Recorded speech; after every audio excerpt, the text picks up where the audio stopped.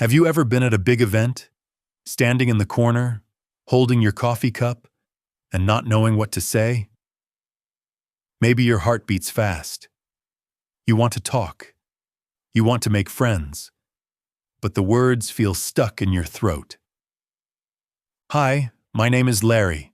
I'm a master coach and NLP trainer, the founder of 3D English. For more than 10 years, I've been helping students speak with confidence, improve pronunciation, and most of all, enjoy English in real life. And today, I want to tell you something powerful. Small talk is not small. It's not just about weather or coffee or how are you.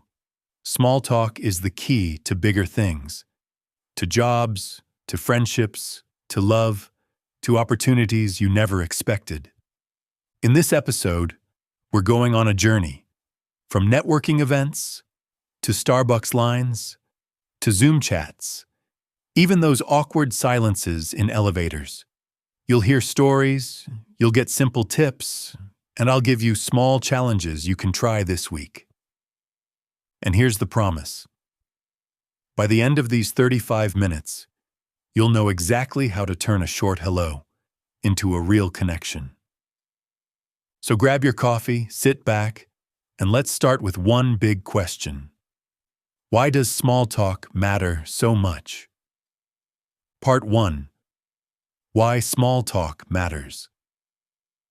Let me ask you something.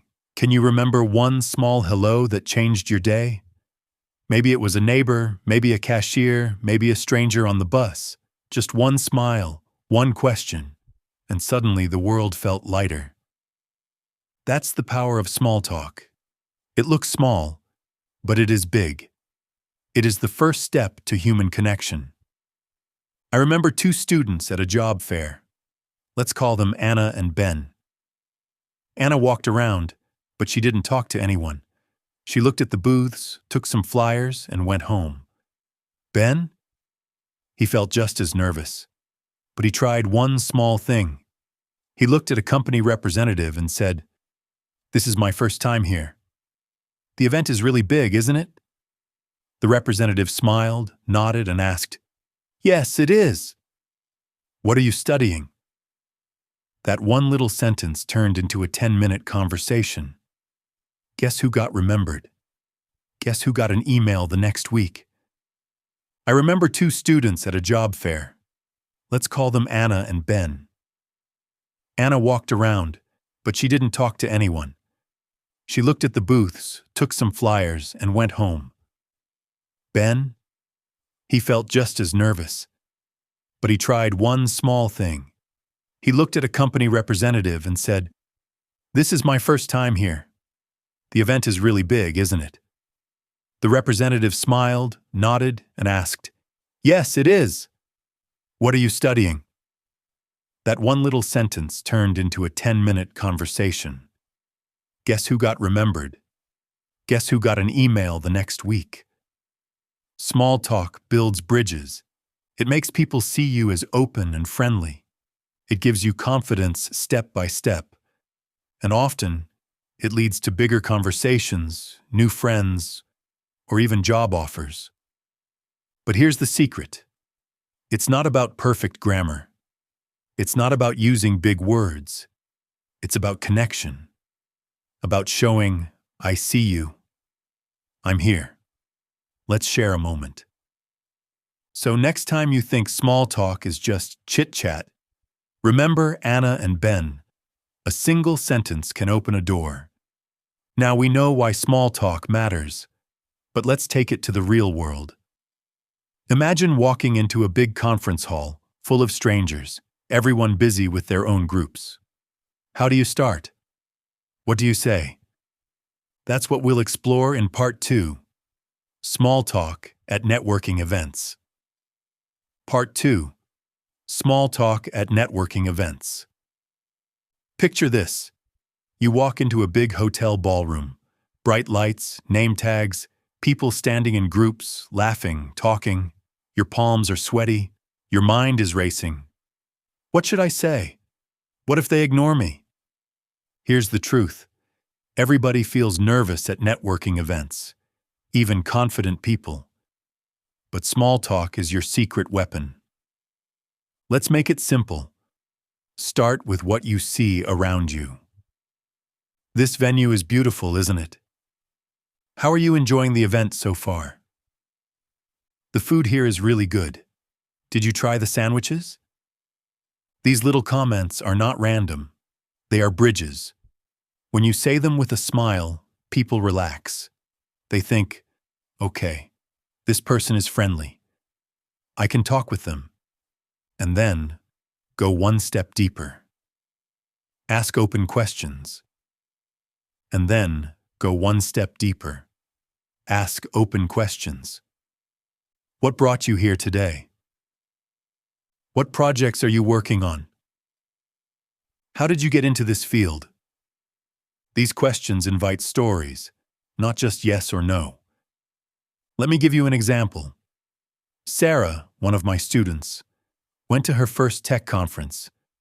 She was so scared, she thought about leaving. But then she remembered our practice. Start with something simple. She turned to the person next to her and said, "It's my first time here. Have you been to this event before?" The man laughed and said, "Yes, 3 years in a row." Let me tell you, the coffee is always bad, but the people are great. That laugh broke the ice. Sarah felt calm. They ended up talking about career paths, and later he introduced her to his manager. See? A simple question turned into a real opportunity. But here's what not to do. Don't just hand out business cards like flyers. That feels cold. People remember conversations, not paper. So here's your challenge. At your next event, try to start just one conversation. You don't need to talk to everyone. One friendly moment is enough. Now, networking events are powerful, but you don't always need a big conference to practice. Sometimes, your best practice ground is much closer. In fact, it might be waiting for you at your favorite coffee shop. That's where we're going next. Part 3. Small talk with service professionals. Part 3. Small talk with service professionals. Now let's leave the big conference hall and step into a coffee shop. You walk up to the counter. The barista smiles and says, "Hi, what can I get for you today?" Most people just answer fast. "1 latte, please." But here's the secret. This moment is gold for practicing small talk. Why? Because it's safe. The conversation is short, friendly, and it happens every day. So what can you do? Add one extra sentence. So, what can you do? Add one extra sentence. 1 latte, please. Oh, and do you have oat milk? 1 cappuccino, please. It's so busy today. Do you always have long lines like this? 1 coffee, please. What's your favorite drink on the menu? That extra question shows interest. It also makes the barista smile. I'll tell you about Daniel, one of my students. He was shy, very shy, but he made a small rule for himself. Every time he ordered coffee, he would ask one question. The first time, it was awkward. The barista answered quickly, and that was it. But he didn't stop. After 2 weeks, the same barista started to recognize him. She even said, "Hey Daniel, want your usual?" Imagine how good he felt. He went from invisible to remembered. All because of one extra sentence. And it's not just baristas. Cashiers at the store, the person at the checkout, even a bank teller. They all give you practice. Just smile, add one polite phrase, and you're training your English in real life. But remember, politeness is key. Please and thank you are small words, but they carry big power. They make you sound warm and respectful. So here's your mini challenge. This week, at a cafe or store, Try adding one polite question. Just one. Then notice how the person reacts. You might be surprised. A tiny chat can make someone's whole day better. But what about the digital world? Emails, texts, social media. We spend hours there. Can small talk live online? Or does it lose its magic? That's what we'll explore in Part 4. Digital small talk, blessing or curse. Part 4. Digital small talk, blessing or curse. Module 4, approximately 5 minutes.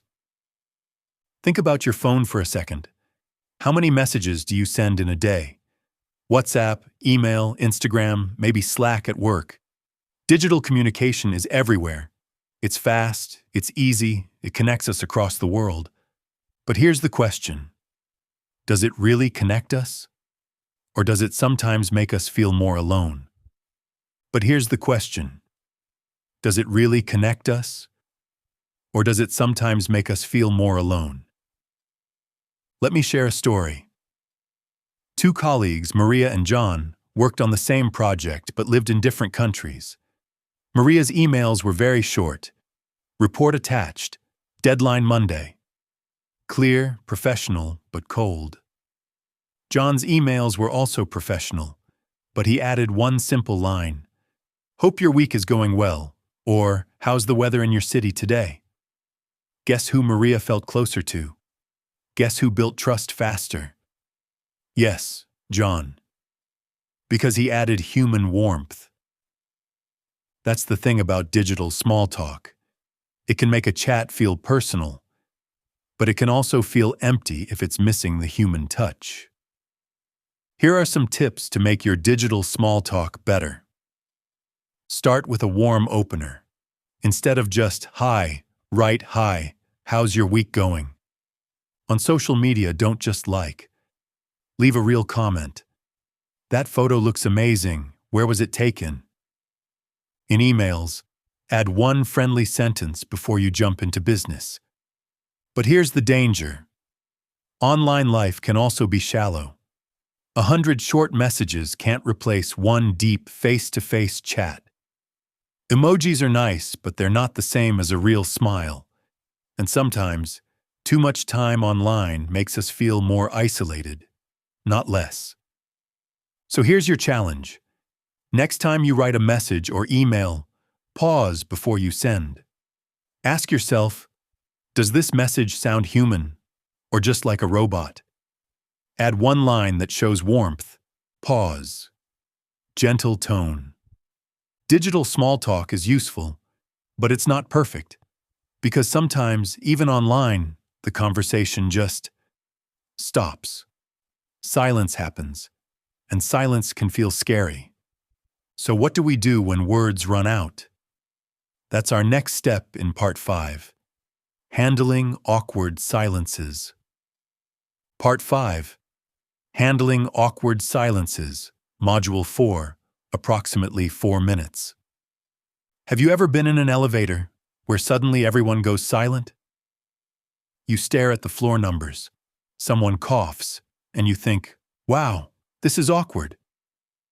Have you ever been in an elevator where suddenly everyone goes silent?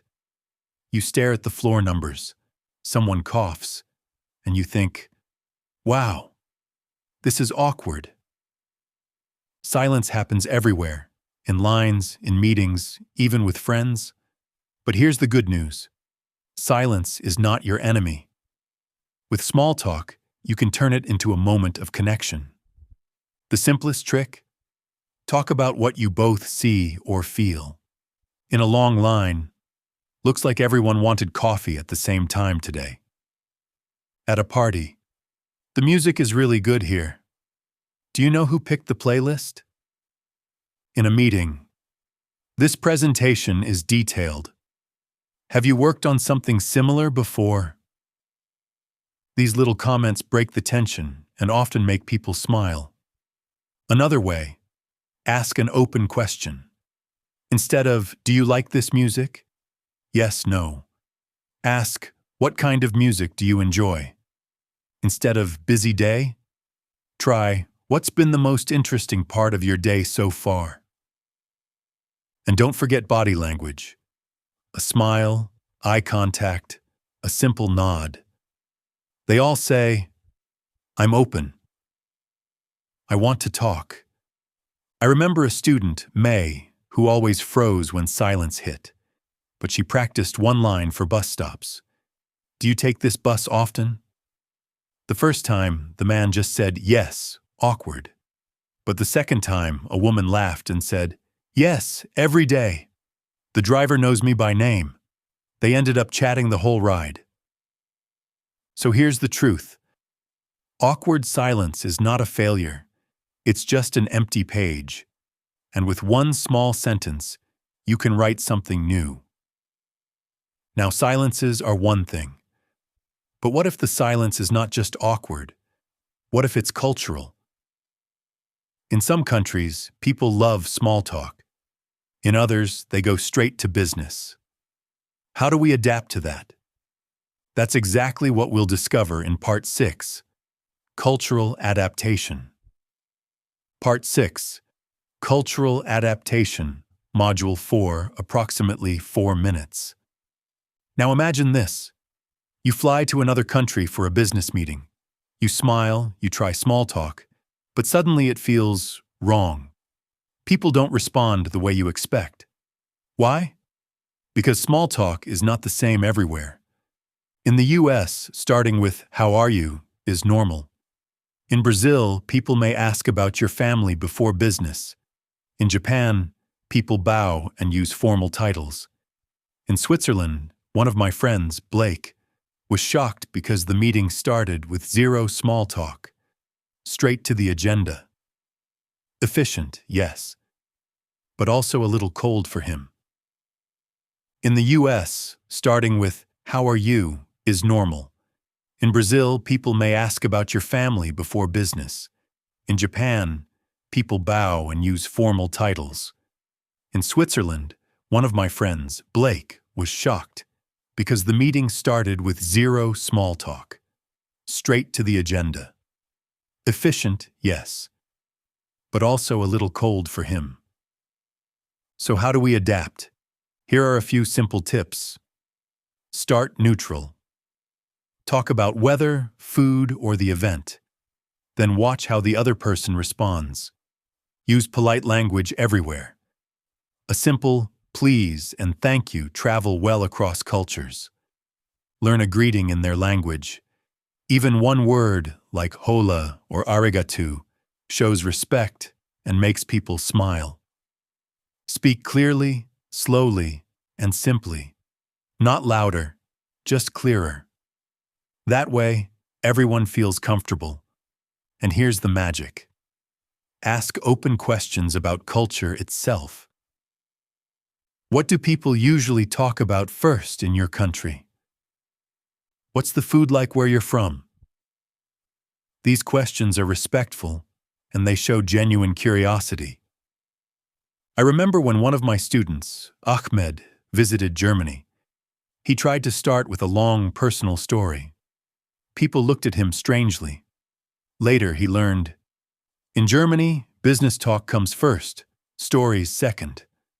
After that, he adapted, and suddenly, everything felt smoother. So the lesson is this. Cultural adaptation is not about changing who you are. It's about showing respect. When people feel respected, they open up. And when they open up, real connection happens. Pause. Gentle globe sound effect. Now we've learned how to adapt across cultures. But adaptation is just the beginning. What if you want to go deeper, beyond small talk, into real conversations that matter? That's what we'll explore in Part 7, From Small Talk to Deep Conversations. Part 7, From Small Talk to Deep Conversations. Module 4, approximately 5 minutes. Here's something beautiful. Small talk is just the door. But behind that door, there is a whole house of deeper conversations waiting for you. Here's something beautiful. Small talk is just the door. But behind that door, there is a whole house of deeper conversations waiting for you. So how do we move from nice weather today to tell me about your journey? The secret is in curiosity. Real, honest curiosity. Instead of closed questions like, do you like this job? Ask open ones. What inspired you to choose this career? What's the best part of your work? What's something new you're learning right now? These questions invite stories, and stories are where the real magic lives. I'll share an example.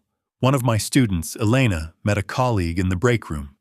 She could have just said, "How are you?" and left, but instead she asked, "What do you usually do on weekends?" The colleague smiled, started talking about hiking, and before long, they discovered a shared love for nature. That one chat turned into weekend trips, and later, a deep friendship. So here's the key. Listen. Truly listen. Nod, smile, repeat a little of what they say. And when you share, add a personal detail. They say they like music. You say, "That reminds me, I once tried guitar, but my fingers hurt after 2 days." They mention a trip. You say, "Wow, I had a similar experience in..." These connecting phrases weave your stories together. And don't be afraid to show emotion. Saying things like, "That sounds amazing," or "I can imagine that was hard," makes people feel seen and valued. Because here's the truth. People don't remember facts. They remember feelings. They remember how you made them feel. So, your challenge. Next time you're in small talk, ask one open-ended question, and then listen with all your heart. Don't plan your next sentence. Just listen. You may discover something deeper than you expected. But let's be real.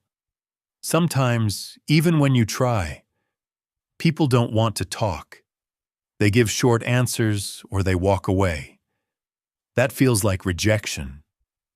So how do we handle those moments without losing confidence? That's what we'll explore in Part 8. Handling rejections gracefully. Part 8. Handling rejections gracefully.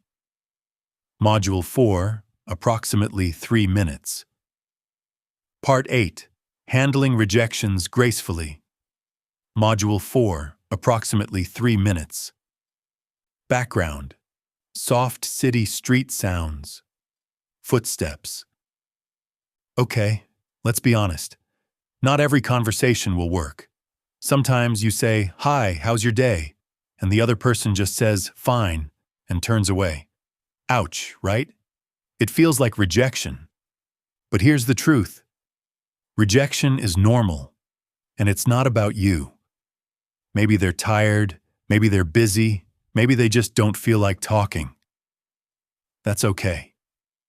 The important thing is, don't take it personally. Smile, keep your confidence, and close politely. Say something like, "Well, nice talking with you. Have a good day." This leaves the moment positive, even if short. One of my students, Lucas, practiced this at the gym. He said hello to a man on the treadmill. The man barely nodded. Lucas could have felt bad, but instead he smiled, moved on, and later had a great chat with someone else at the water station. See? One closed door doesn't mean all doors are closed. So here's the lesson. Every attempt is practice. Every no makes you stronger for the next yes. Now we've reached the end of our journey.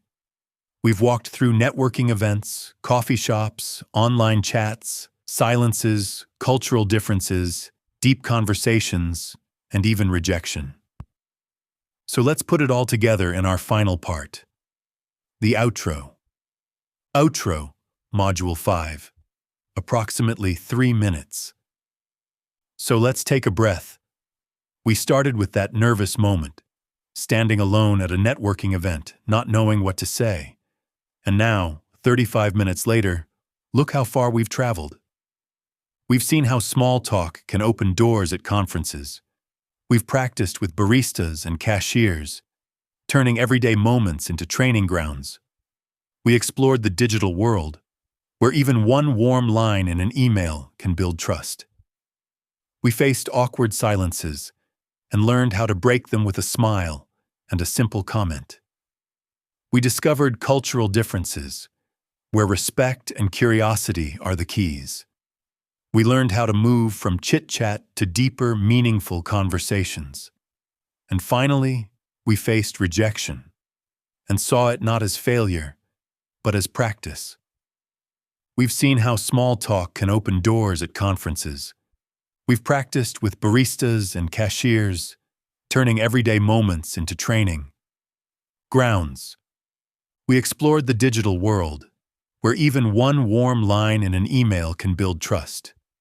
We faced awkward silences and learned how to break them with a smile and a simple comment. We discovered cultural differences, where respect and curiosity are the keys. We learned how to move from chit-chat to deeper, meaningful conversations. And finally, we faced rejection and saw it not as failure, but as practice. Here's the truth I want you to remember. Small talk is not small. It's courage. It's connection. It's the first step to relationships that can change your life. So my challenge to you is simple. This week, choose one situation, at a cafe, at work, in an elevator, and start one small conversation. Watch what happens. You may surprise yourself. If you enjoyed today's episode, don't forget to subscribe, like, and leave a comment. Tell me your favorite small talk story. I'd love to hear it. And if you want more, join our 7-day, 30-day, or even 90-day English Confidence Challenge, where we practice together step by step. And don't miss our last episode, where we talked about insert past topic. It connects perfectly with today's lesson. My name is Larry. Thank you for spending this time with me. Now go out, smile, and start your next small talk adventure. See you in the next episode.